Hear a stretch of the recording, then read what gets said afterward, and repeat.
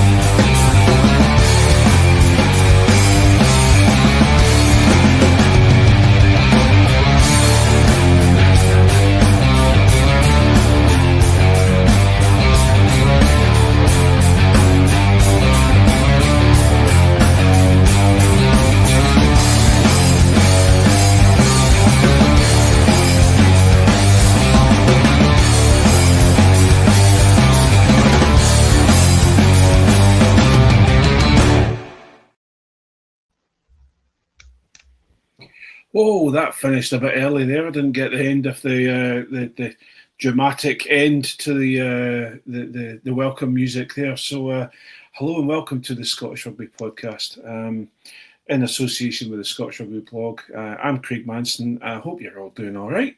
We are going to have a bright and breezy discussion tonight. Happy-go-lucky. We're going to talk about lots of things. We're going to have full backing for Gregor Townsend, and we're not going to be down at all on this podcast.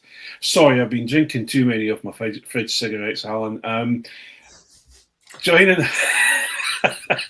If you can smell toast, Craig, give me a shout at the phone. Okay, 999. There's lots of people going, if we tuned into the wrong podcast, Craig seems cheery. And it's amazing because I was grumpy as hell today at work. So anyway... joining us tonight is a person who was really mad that the Proclaimers haven't been booked for the halftime Calcutta Cup show because they were going to sing in just broad Scots. Alan McDonald, how are you doing tonight, Alan? I'm very well, Craig, thank you. Sunshine in Leith would be better than what we saw at the weekend. Yes, well, I was trying to go for that whole Bad Bunny thing and everyone being upset about and only singing in Spanish, but I think I maybe just went too high there. I don't know. And then someone who's absolutely disappointingly definitely not in the Epstein files. Leslie, how are you doing tonight? I'm very well, thanks, Greg. Good. Another joyous weekend of rugby, Leslie? Yes, that's exactly it, Craig. Another wonderful weekend of rugby. Yeah. To look forward to. Certainly not one that passed, anyway. Yes. Well, we may as well, I suppose, we're just going to dive in. And tonight, we're just going to do, because it's the Calcutta Cup coming up, we're just going to do about 45 minutes to an hour of, and we'll review the game. But firstly, we'll discuss, we'll review the game so we can then talk about Gregor Townsend team picks for this weekend coming up. So we just start off with the Calcutta, with the game against Italy. Now, it's a really pleasant place to go, is Rome. I've been over there once, played a bit of rugby on the muddiest field I've ever played in my entire life that had a manhole cover in the middle of it, which was really good for the knees. And I had a lovely time in Rome.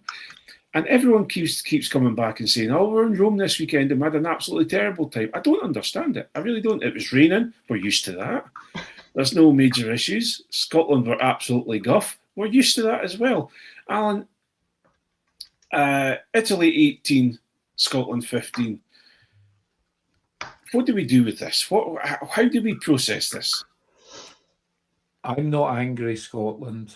I'm disappointed. Oh, well, we've got... Oh, my goodness. Here we go. No, look, the problem is it's the same thing, isn't it? Except it's even worse because there was no line breaks. You know, no scrum, no line out, no platform, nothing, and kicking to compete rather than kicking the leather off it and making them run at us, because that's what the conditions dictated. And I think the problem with the conditions was that Gregor picked an entire 15 who apparently lied when they were 17. So it's always raining on them. So. Here we go. So let's get respect for cricket. So maybe we should, but if we don't, we should definitely get one. If I was so proud of that today. If I'd known there was going to be Travis lyrics plopped in the middle of all these different discussions tonight, I would have done a bit of research. But anyway, yes. A disappointing result, Leslie. We're not particularly happy with it. There's a huge amount of outcry on social media, etc. Are we really? What's the word? Are we surprised, Leslie? As Taylor Swift once said, I've seen this film before. I didn't like the ending. It's just same old, isn't it? Every year there's got to be a capitulation to one team. Usually it's Ireland, but we've gone for Italy this year just for a little change. It's just so poor. It feels like the team was not set up for the weather conditions. That looked like a very attacking-based team, and I don't think the weather really called for that. For me, anyway. Yeah.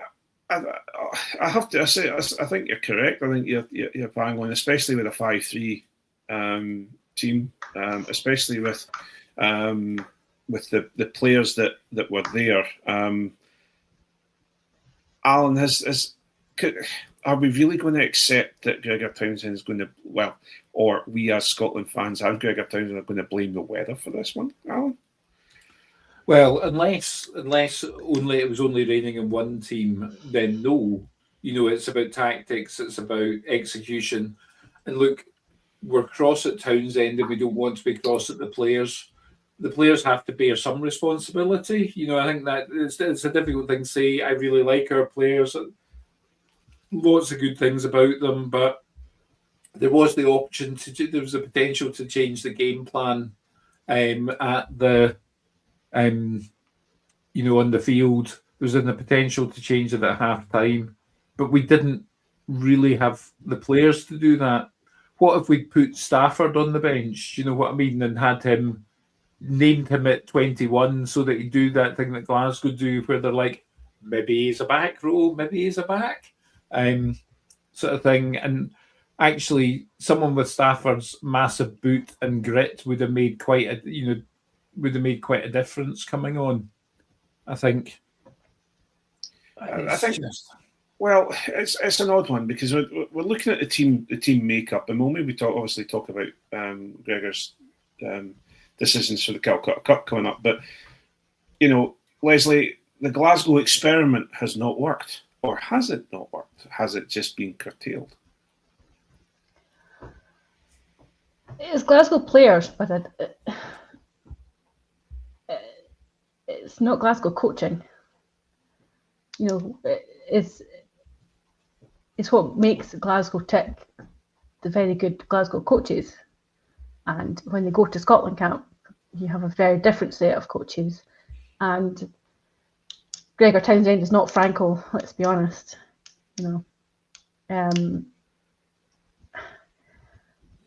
I think the potential for it to work is there, but I don't think that team for those conditions was the right choice.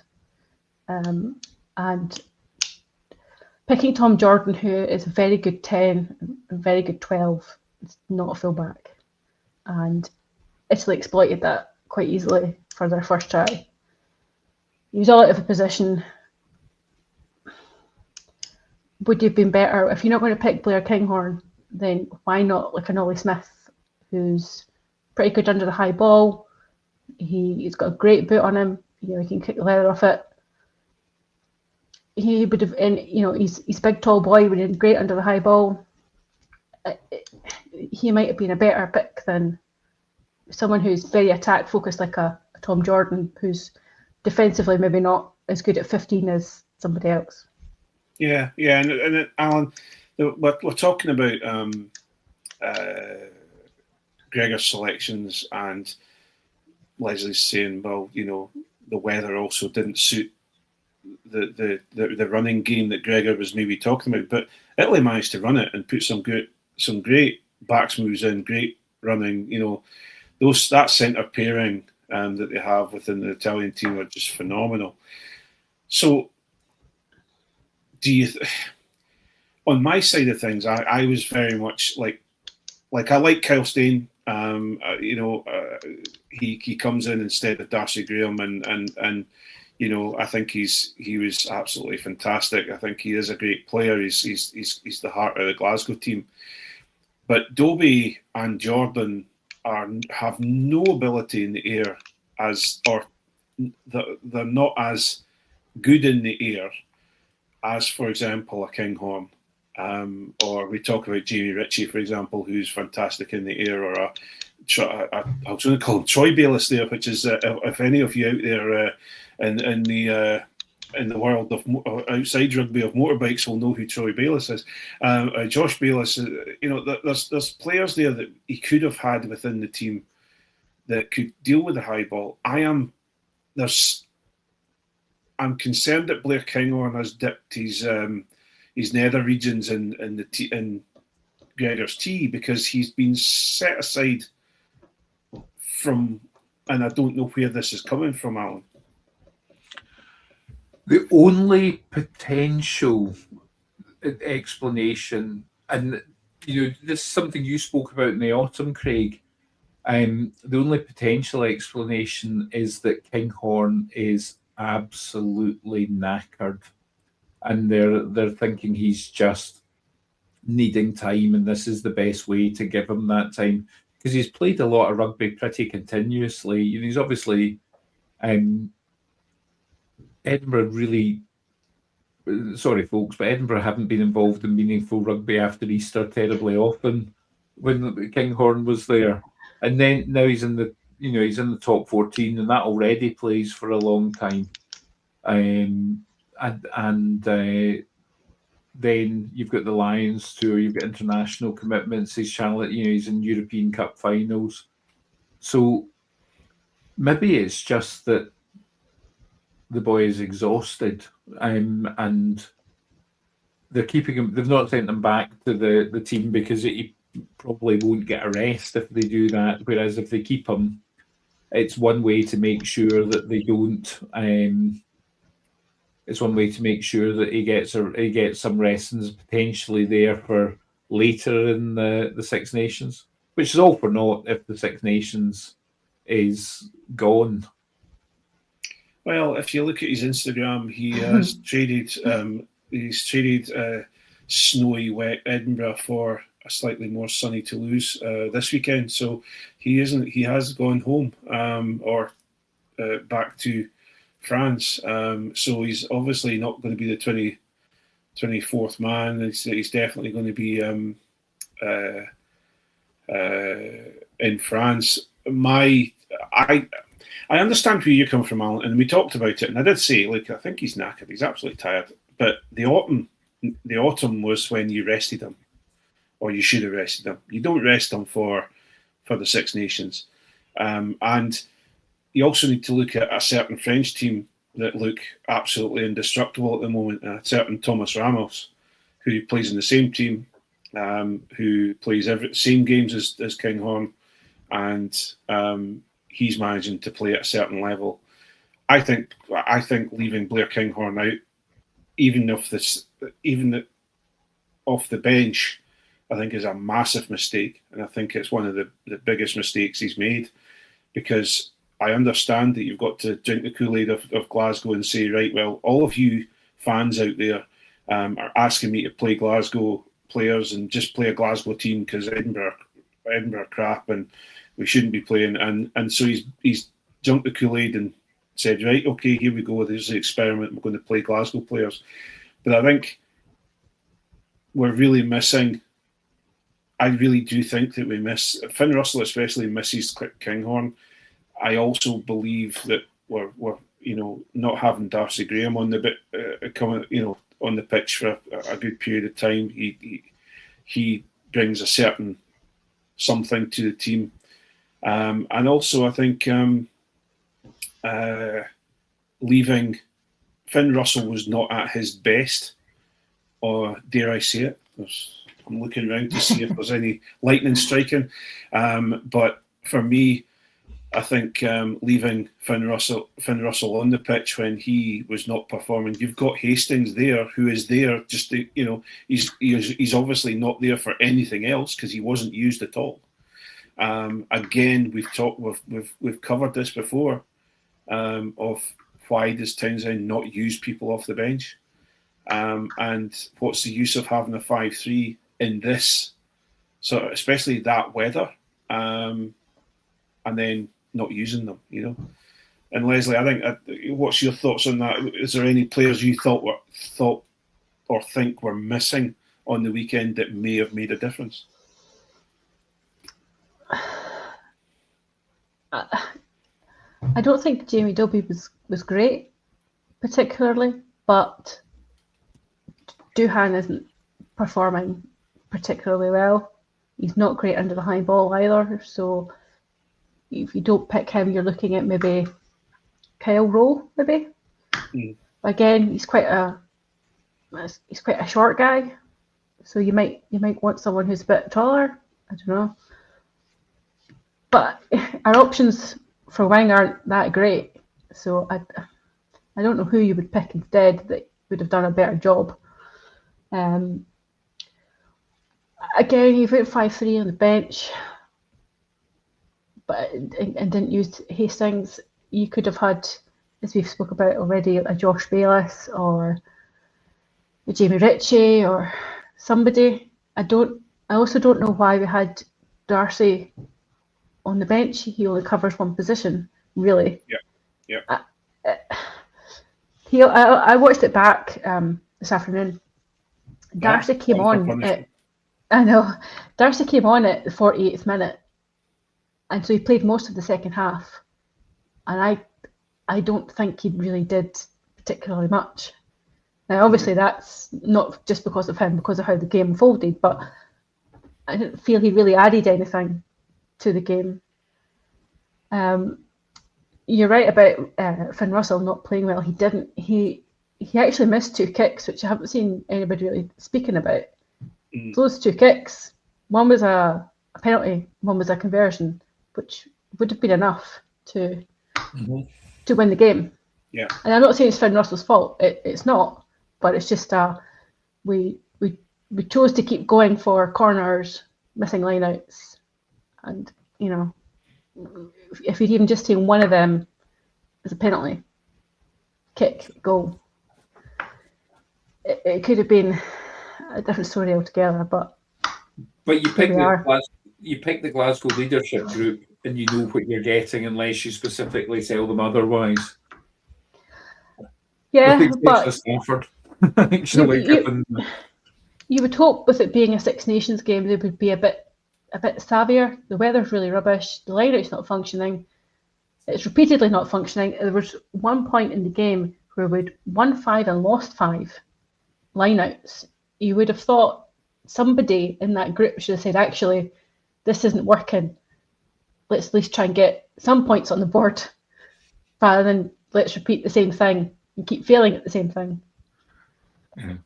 The definition of insanity. Well, we've done this before, and dare I say it, it's another set of lineouts that Grant Gilchrist was running, and we're at a situation where the lineouts are not working, but we just keep doing the same thing.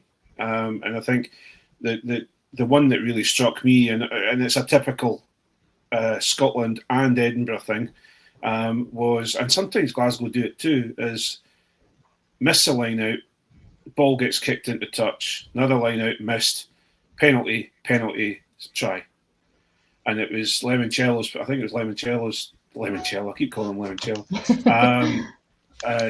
it was his try that came from 2 penalties, I think, and they just marched us up the field, and then he scored. And it's just, again, and then it seems to be our soft underbelly that whenever we get a bit of pressure on us or things aren't going the way that we think it's going to go, we fold and we give away stupid penalties here, there, and everywhere.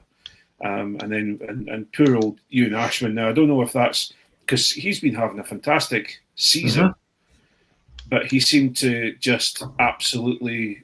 John Barclay's been said he thinks he's got a case of the yips. I think he's injured, so for this weekend. So I don't know whether that was bugging him, or he's trying to play through something. It was horrendous. But we can't just sit and blame Ashman for it all, because Scottish lineouts for many, many years. How many times have we been right on the 5 metre line and we've guffed up a line out and coughed the ball up to the other team? So we can't just turn around and point fingers at Ashman. We'd said in the summer that Ashman looked like he had the yips when he was throwing in, and actually looked like a broken man. And then he's been great for Edinburgh with the line out throwing. And actually, one of the really things that's impressed me about him this season is how well he's done with that. And he was good in the autumn, great, very happy. And then suddenly, I think what happened was a perfect storm of the Italians throwing up a big lad at 2 on every one of Scotland's lineouts to unsettle it. The conditions being absolutely dyed-in-the-wool terrible. The other parts of Scotland's lineout not working, all of which it's very difficult no matter how well you've got over your yips, once all of that's in your head, it is very difficult not to start yipping again. And it's that kind of it's that motion and just going from a standing start to do it. And I think he probably went a bit to pieces because of everything else going on around him that compounded it. And unfortunately, he just looked like a broken man after he came off, which is a shame because, as I say, he's been one of the very few bright sparks for Edinburgh. But I think... Oh, sorry. No, go on, you go. I interrupted. So I think the problem on Saturday was the forwards, because we had no line out, we had no scrum. And it's very difficult. You can fault the backs for the defence and things. You can't really fault the backs in attack. You can't really fault Finn other than the kicking, because they had nothing to work with. And it wasn't the type of day where Darcy can get a ball and then just goes past about 7 or 8 people. It was just the type of day where it really needs to go to horrible big men to stick it up their jumpers and run into other big men and then just keep smashing. And it says a lot about the Scotland team and about the Scotland forwards especially, that we have to look to an old Australian to get a bit of oomph about us, because Dempsey was angry. You could see it. He was, and this whole thing. And Leslie, you mentioned it just a minute ago. There's too many players coming off the field looking broken men, in my opinion. You've got Doohan got taken off the field against. I think it was the. Was it the Leinster game? I think it was the Leinster. It was either the Leinster game, but I'm sure it was a Scotland game. It was the last one he played. I think it was Tonga or something like that. And he got on for like 40 or 50 minutes, and then they took him off, and he looked absolutely broken coming off the field. We've now got Ashman coming off the field. What is going on in camp? And this also worries me, because everyone's talking. Sione Tuipulotu came out and absolutely raved about how they were prepared for the Six Nations and how they've listened to the fans and they've listened to everybody else and they've prepared incredibly for this. And then to put on, because honestly, Italy, we talk about the weather, we talk about this, that, and the other. Italy were absolutely on it, and they obviously targeted the Scotland game to get a win out of it. but they were absolutely on it. We should have met them force for force because we know that Italy are a banana skin in the Six Nations. We know that any Italian team in the URC is a banana skin. Unfortunately, 2 Italian teams are banana skins for Edinburgh, but usually it's just Benetton that Glasgow chip over regularly. John Anderson, Italy are a team, a serious team nowadays, and their URC teams are serious, but it just seems that there's something going on in the heads of Scottish players, and I just don't know what it is. But it's not going on in the heads of Glasgow players when they go down, what was it, 26-3 away to Sale or 21-0 to Toulouse. They're able to come back. So what is it that's different? Because it was a largely Glasgow team. So what was it that was different? Can we think what might be different? Well, we'll maybe have a discussion about that in a few minutes' time, because I've started to get sucked down into the depths of despair, Leslie. So I want to move on because no regrets, they don't work. So we will move on to the team that's been named for the Calcutta Cup. Now, this is a game that I love. I'm always up for. I want to get tickets for. I want to go and see. This weekend, I'm going away as far away from Edinburgh as I possibly can. And I don't know if I'll even want to watch the game because I'm concerned about it. Let me get the team up here because I was all prepared and then my iPad shut down. So we're starting off. Nathan Macbeth comes in for Pierre Schumann at loose head. George Turner comes in for Ewan Ashman at hooker. Xander Fagerson in at tight head. Gregor Brown and Scott Cummings in the engine room, giving you a full Glasgow engine room. Jamie Ritchie has come in to do his best to. I'm surprised he won't have a scuffle up the middle of the tunnel, going in after they've warmed up with some of the English players, because Jamie Ritchie is coming to do that. Rory Darge, who actually is the one player I thought would be sacrificed this weekend, but he's not. In at 7, Jack Dempsey at 8, the old Australian. Dave Cherry comes onto the bench. Pierre Schumann is on the bench as well. Elliot Miller-Mills again comes onto the bench. Max Williamson, Matt Fagerson completes the forwards. Again, it's a 5-3 bench, so you've got George Horn, Adam Hastings, and Darcy Graham. Hold on a minute. It feels like Groundhog Day's setting in. Leslie. 4 changes. Oh, sorry. Sorry, yeah. 4 changes. Leslie, have you... Come on, give me some hope. Give me some cheer about this game that's coming up. It's very don't back down, double down, isn't it? A little bit. Yeah. I don't think I can provide you any hope, Craig, I'm afraid, because I'm not confident about that team particularly. We've picked our starting hooker is a guy who cannot get past the bench spot on a very poor Quins side. Yeah. Who is, with the greatest of respects, not in the best of shape at the moment. And we've picked him as our starting hooker in the Calcutta Cup, when we've got Gregor Hiddleston right there, and we're like, he's not the guy. We've got all these Glasgow guys, but let's not use the Glasgow hooker who's used to working with these guys. We've got the guy who sits on the bench sometimes for Quins. And then on the bench, we have a hooker that can't walk up and down a set of stairs properly. Who's playing in the Pro D2, which is great, but who knows how good he's playing, because unless you're watching the YouTube channel, no one's seen them. I don't have an issue with Dave Cherry. Dave Cherry's a very good hooker. At least he can kind of throw, which is half the battle.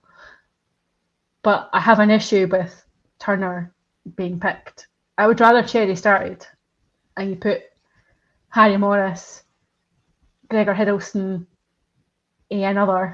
somebody else on the bench. But no Johnny Matthews. Not Johnny Matthews. Not Johnny Matthews, no.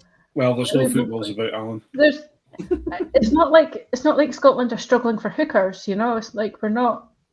It's actually one position where we've got a little bit of depth, but we're relying on a guy who went to Japan, has come back, has not found his form at all, and that's the guy we've picked. And I know Gregor's obviously very loyal to players, but we saw the kind of stupid stuff he does last week. You know, he came on the park at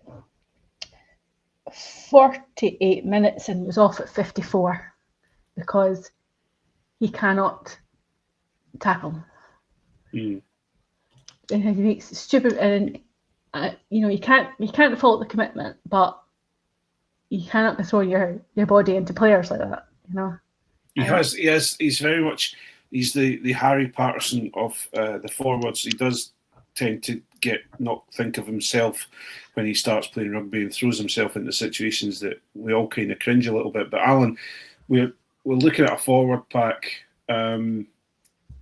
Surely you would pick a 6-2 bench because you're going up against some of the bigger, more skilled forwards in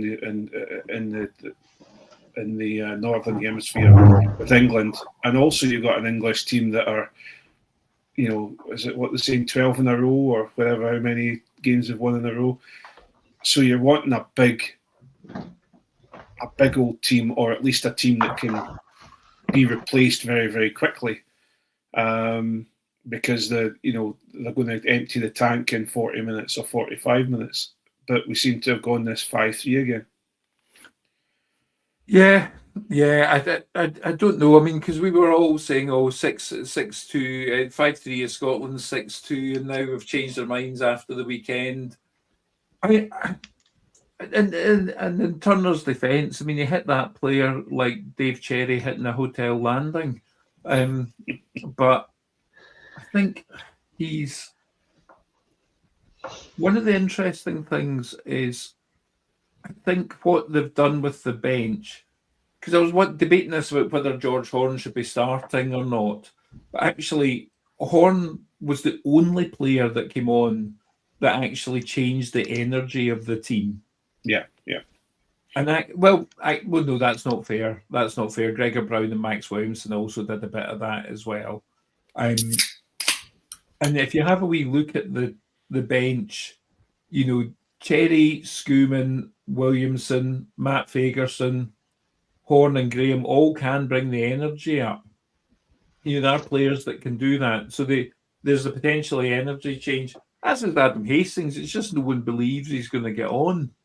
There was a comment from someone saying that it was a 5-2-1 split on the bench because Hastings was never going to get on. That was Brian Dalglish.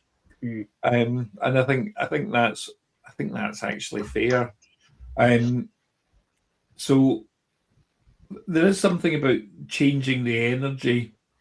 Gregor Brown and Jamie Ritchie put the BQ of our pack up at least, you know.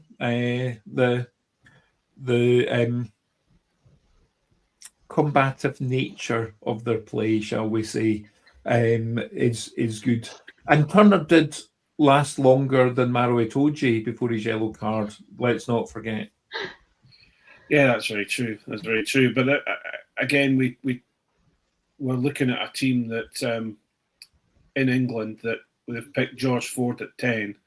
So we know that the spiral bomb, the spiral bomb is coming out, and all he's doing is kicking the ball with a bit of. Everyone keeps talking about spiral bomb. You could kick a ball end over end and still no catch it properly. So I don't see what everyone's going on about. Anyway, that's a difference. It's the reverse thing of rugby, Craig. Everyone talks about it. No one knows what it actually is. Exactly, that's what it is. The spiral bomb, and that's what Flats needs to stop commenting at the side of the pitches on some of the Premiership games, because he goes out and starts talking through a scrum as it's happening, and it's not. I'm not having that, because I need to keep a little bit of secrecy and a little bit of dark arts to myself. I don't want him telling everybody. Then we know that we're all up to no good in the scrum, and actually anybody can do it. So we're going to get kicked at by England, and we've got the same back three. Is it just a same again, same again, or are we going to get anywhere, Alan?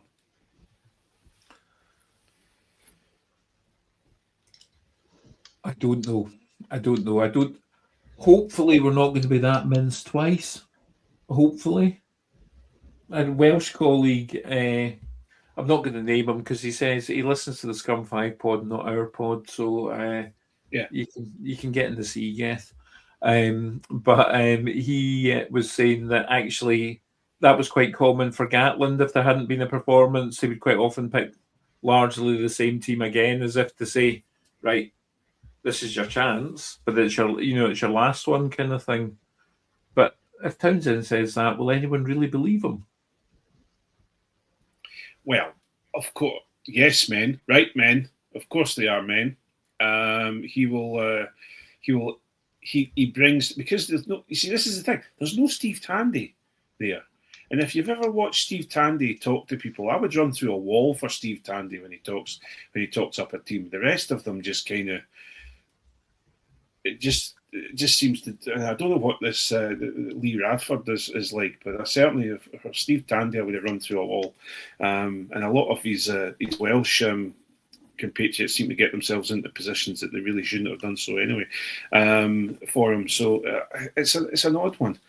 But I just feel that England are on a wave and we're not. And they're coming up, and Townsend is putting a hell of a lot of faith that he's going to get a response from everyone, Leslie. It feels like he's almost trying to deflect the pressure from himself to his team a little bit, as in,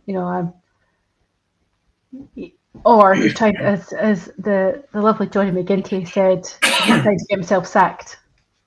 Who knows? But yeah. Well, funnily enough, Tom English was. I listened to the BBC podcast before it came on, and Tom English was, and both Tom English and Andy Burke were very, very, very reactive to somebody putting a post in saying that he's what's the word? He's given up. And they were saying there's absolutely no way he's given up. Gregor Townsend as an incredibly strong coach and driven coach and wants to win everything he gets his hands on. But my concern is and I guess it's the same thing. I watch some of the cabinet meetings for Donald Trump, and I think to myself, can those people actually hear themselves talking to him? And I think it's the same thing. As Townsend actually bringing himself out with watching a game and going, because he came out after the game in Italy telling he was really proud of the effort of the lads, and he was very proud of what, and there's lots of things to and it's like, hang on a minute. I understand he's got to try and, in team psychology, he's got to try and, I don't know, it tells you you're not supposed to single out people and you're not supposed to take the team down, etc. But in public, but something has to happen, surely. I don't think he's given up. I don't think that's. I think that's part of the problem. He's not a man that will accept that he's beaten. He'll keep bashing himself at the wall and hopefully try and break through it. But I think he's at the stage where he's taken things as far as he can, and the best coaches recognise that. They're kind of like, it's been, they step down and sort of say, it's been an honour and, work with the team, but I think I've done as much as I can with this group. I just don't think it's in his psychological makeup to do that. But I think that's when the employers should step in and sort of go, basically leave him in a locked room with a bottle of whiskey, a resignation letter, and a fountain pen, and that type of Gregor, nudging him towards that. It's like that Thick of It sketch where you can have where Tucker talks about having a good resignation. Get out early. Oh, we're way past that now. We're way past that. So, I'm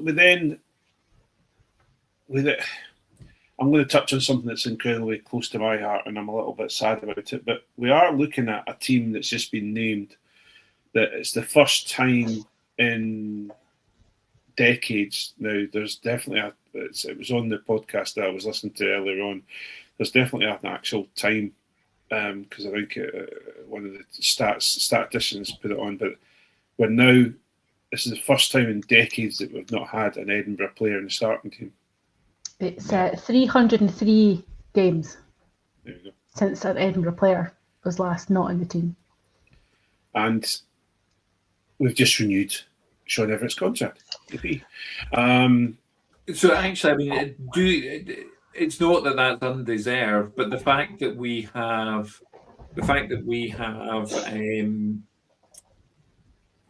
extended Everett's contract absolutely beggars belief. I think there's going to be there's a lot of players that need to renew their contract at the end of the season. I think there's going to be a fair shift in players from Edinburgh. I can guarantee that, because if I was Darcy or Duhan or Pierre Schumann or all these players that are playing for Scotland, and you're now at a stage where you might get picked, you might be on the bench for Scotland. You're not getting to start because of what's happening in Edinburgh. I would be saying I'm off to Northampton Saints, or I'm off to somewhere down south or somewhere in France to go and get myself some decent rugby and take myself away from this sort of vacuum, or this black hole of hope that is Edinburgh at this moment in time. So it must be difficult for the players, but it's a sad state of affairs that we're at there. So, but this is the reason I mentioned it is that the SRU and Nusafora have given Everett another 2 years, because I don't know. Is it because he was cheap? I have no idea. But they're doing the same with Townsend. They're accepting mediocrity. Without they could have paid him off after the last World Cup and said thanks very much, but we're getting nowhere. On you go, and they've extended his contract till the next World Cup. And now we're at this stupid state of affairs where we're back to exactly where we are. So I don't know, Leslie. It's that I'm trying to be positive, but I'm getting nowhere.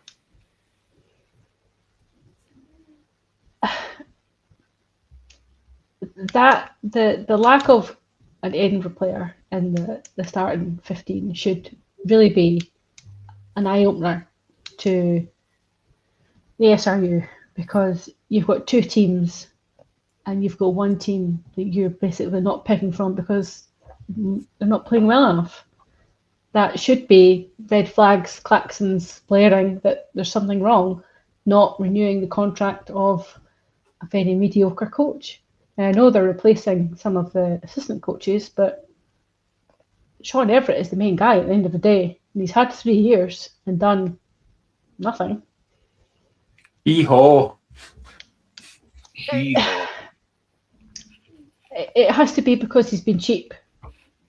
And they don't want to go through the constant cycle of renewing a new coach and performance staying the same. So it's almost like no, you're not going to get a new coach. This is the one you've got. You'll need to kind of buck your ideas up yourself. We've got a coach at home.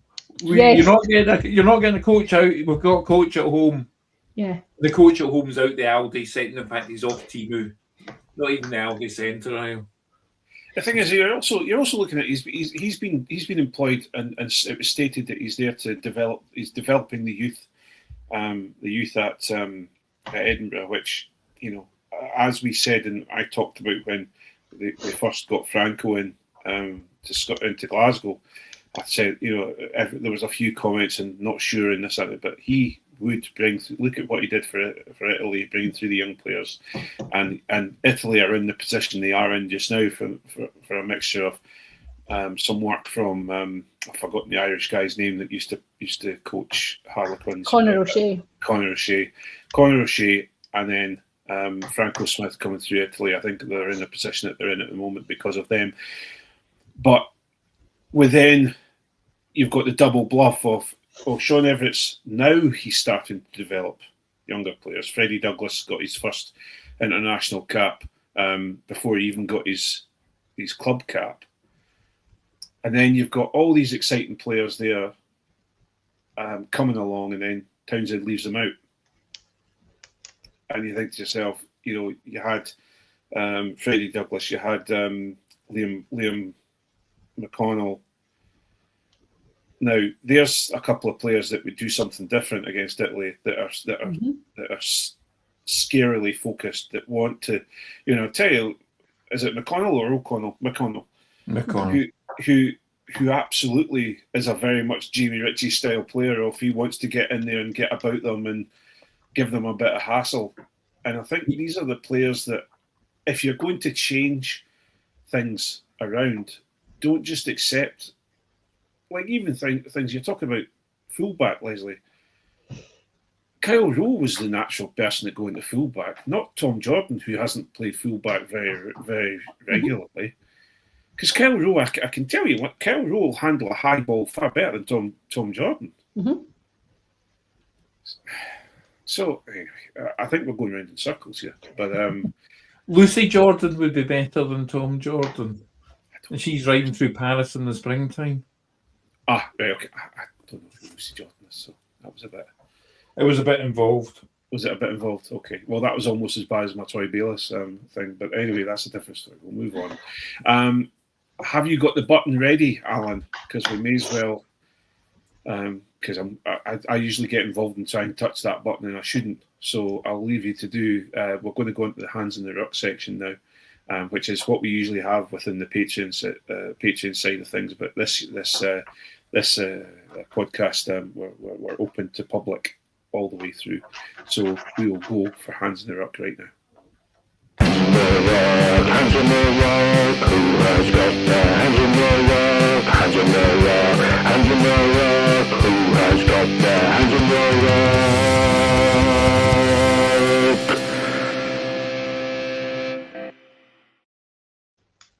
So this is the section where we air what's been boiling our... Okay, I bet I'm not... Can I say boiling our piss? Can I say ripping our knitting? I think you could probably get away with it, and I'm not bleeping it, so we'll just mark this one as explicit. When you ask for it, it's the same thing. You ask for a Diet Coke, and they bring you a quart of full-fat Coke. It's that whole sort of hatred that you get really upset with people. So this is our section where we air what's been bugging us this week in rugby.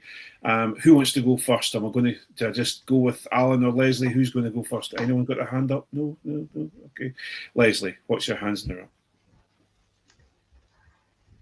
It's the SRU, but not for reasons you might think. Okay. The A game. So obviously Scotland A played Italy A on Friday night. Great, lovely. It was only shown on the Italian Federation's YouTube channel in Italian.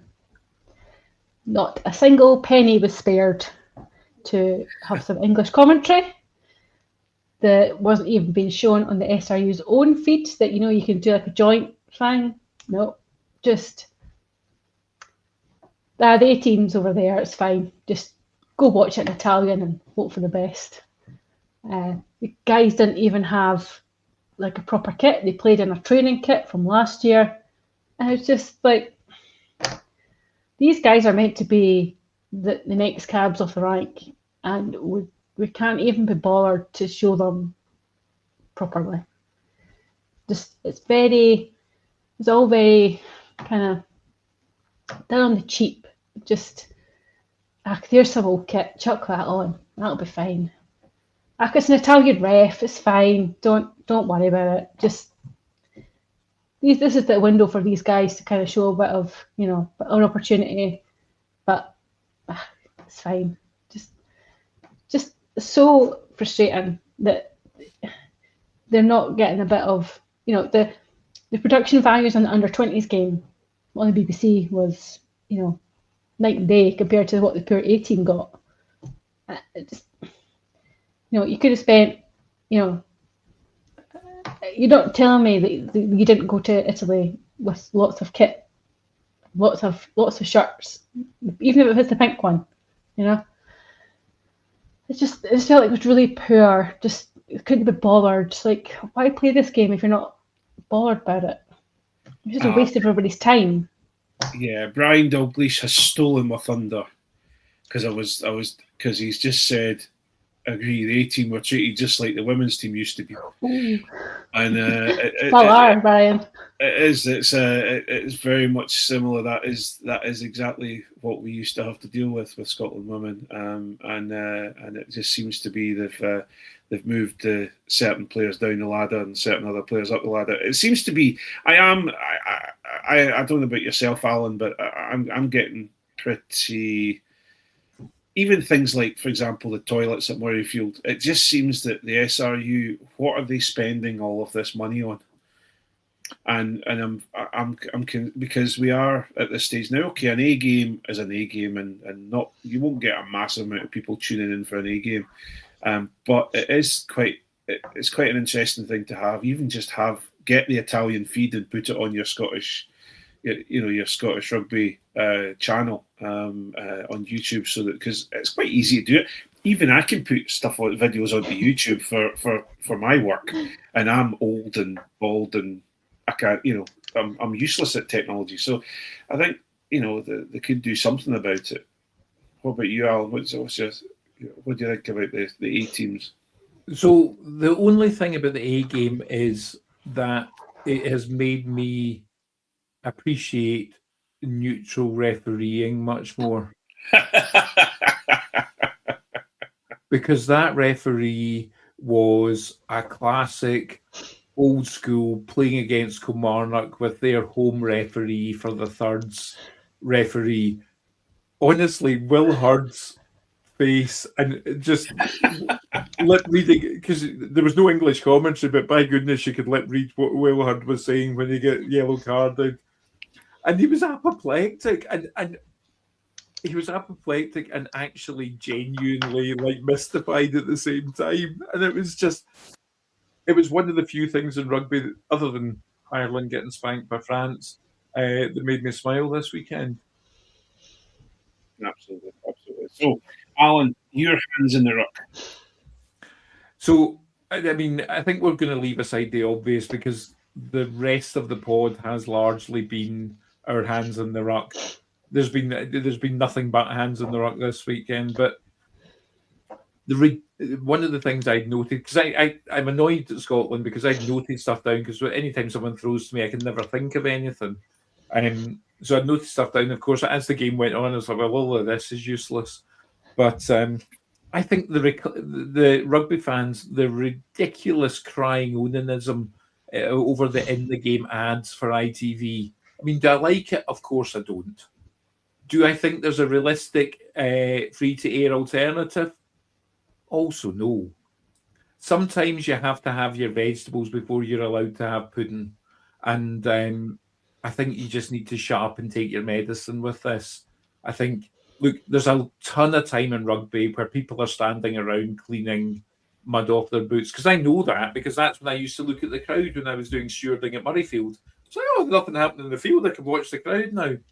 Aren't you supposed to watch the crowd all the time when you're a steward at Murrayfield? Yeah. I wasn't very good at it, Craig. I was just watching the crowd on the way to the pitch. Unfortunately, put me in front of the control booth, so I got a little bit of trouble. But hey ho. Anyway. But you know, I was a student. It was £40 cash in hand on a Saturday, so Nice. can't complain too much. But yeah, it's just, I think we just need to accept that the days of rugby being on the BBC and the BBC being able to bid for it are behind us. You know, I think ITV are coming up with a way to afford it. I don't like it. It's not great. But if we want it to be free to air, then we just have to take our medicine. Yeah, the only bit I was disappointed in with it, because adverts are now a thing, and I have to say it was a rather, what's the word, technological marvel that they did it. You know, they did it the way they did it. I was quite impressed with how they did it. The bit I was disappointed was the fact that, hang on a minute, don't do it at the scrums. Whoa, whoa, whoa, whoa. You know, that's the bit that's the bit I'd live for. Give me a break. Do it well when George Ford kicks another spiral bomb. Oh, the spiral bomb! Then just put an advert on or something, because, like, you know, whatever. No, it's well, actually, while George Ford plays, just put the adverts on, because that's boring as hell anyway. No, I think just so you say, we are very, very quick to, whenever we find out that TNT Sports or Premier Sports have signed up for a Six Nations game or something like that, it's not another amount of money we have to pay to watch rugby. So if you're getting it for free, then you're going to have to take a few adverts now and then. Yeah, I think that's right. Can I give another Hands in the Ruck? Yes, because I've really got one this year, because I didn't think about Hands in the Ruck, because I was being positive this podcast. Why is every social media post that mentions Ellie Kildunn, right? Why is every picture of her a holiday snap of her in a bikini? Like, I know why, but aren't we past that? Surely we should be past that. Surely there's lots of stuff that, I mean, obviously she's someone that looks incredible in a bikini, but really she also looks incredible on a rugby pitch, and that's what we should be focusing on. Well, you know that there's an algorithm that tunes your Facebook posts to what you usually look at, Alan. So it's tuned it to rugby, Craig. I have genuinely never Googled Ellie Kildunn bikini, because I respect her and all women too much. Oh, I'm sorry. I threw you in the bus with that one, because I know you're not that sort of person. So I apologise, because this is a live to everyone podcast, and I threw you under the bus with that one. I apologise. That's not who Alan is. I was only having a wee joke. But anyway, but yeah, well, but again, this is this whole thing of you look at Ilona Maher and people like that who, you know, are out there, and they are, you know, and we talk about what's his name, what's the lad that gave up rugby and started being a model. It's one of the twins. Max Evans? Yes, he's going to be to Nicole Scherzinger. Max? Is it Max or Tom? Tom Evans. Tom was the boy band one. Max is the 5G conspiracist one. Yes, yeah.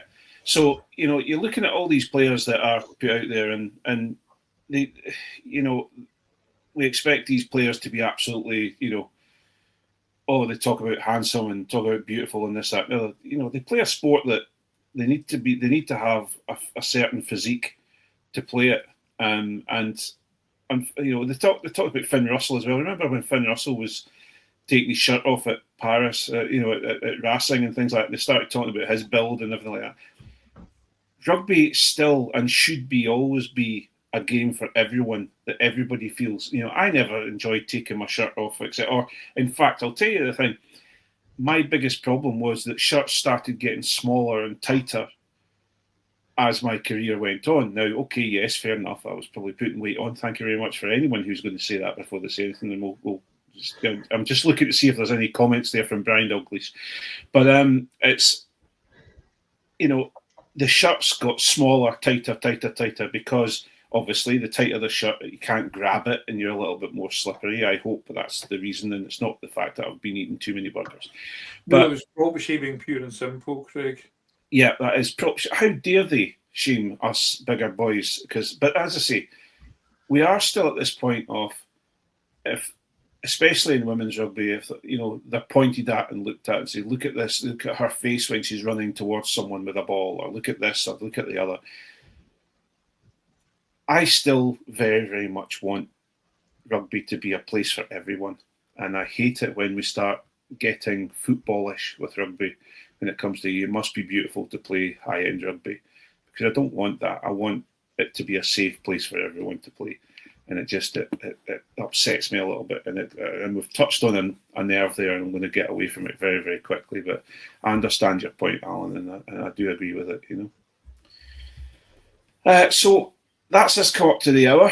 We will call it a quits, I think, tonight. But what I will do, because Rory Baldwin will rap me on the knuckles if I don't do this. We are part of the Sports Social Network. Please don't forget to give us a follow or a like on your favourite podcast app. If you have watched us tonight on YouTube, I made it all the way through. If you are watching us on YouTube, please hit the subscribe button and don't forget to give us a follow on social media. You can find all of the links on our site, www.scottishrugbyblog.co.uk. If you do click on us on Facebook, and you start clicking on us regularly on Facebook, you might get some of John Anderson ranting about Scottish fans. You never know, because the algorithm might take you that way. If you listen on Apple and like what we do, please leave us a review on Apple Podcasts. If you want more content and want to support what we do, you can subscribe to our Patreon from just £3 a month plus the VAT, and that gives you access to a super secret Facebook group and the second part, usually, of the podcast, as well as some exclusives, which we're trying to sort out, but we never get there, but we will try our best. That is us for tonight. I know what we have. I have just seen what you're probably about to mention. Pardon me. I would rather that we maybe have a little bit more of an in-depth discussion about Jade Conkle on another podcast when we can give it a bit more time, because Jade is hanging up our boots at the end of this season from rugby completely, and I'd like to give her a little bit more time on the podcast and just a bit of a chat at the end, because she has been a phenomenal player for Scotland and someone who has been part of my rugby journey, in that I met her when I first started my rugby journey, and she was quite a she was quite a encouraging is the wrong word. She gave us a lot of motivation moving forward for women's rugby. So she really has been an inspirational figure, hasn't she? She really has, and I'd like to talk a little bit more about her if we can. So let's note that down for next week, and we'll have a wee discussion about Jade Conkle at that point. And maybe if she's out with the shackles of the SRU and they're not talking to the Scottish Rugby podcast, maybe she will come on the Scotland's premier podcast about rugby and have a chat with us at some point. It would be great to have her on. But anyway, have you anything else to say, lady and gent? No, don't think so. No. We will call it a night. Thank you so much for joining us. Thank you to Leslie. Thank you to Allan for both joining me tonight on the Scottish Rugby podcast. It's great for you all to tune in. Thank you again. And I've said thank you enough, so I'll call it thank you and see you later. Bye. Bye. Thank you and good night.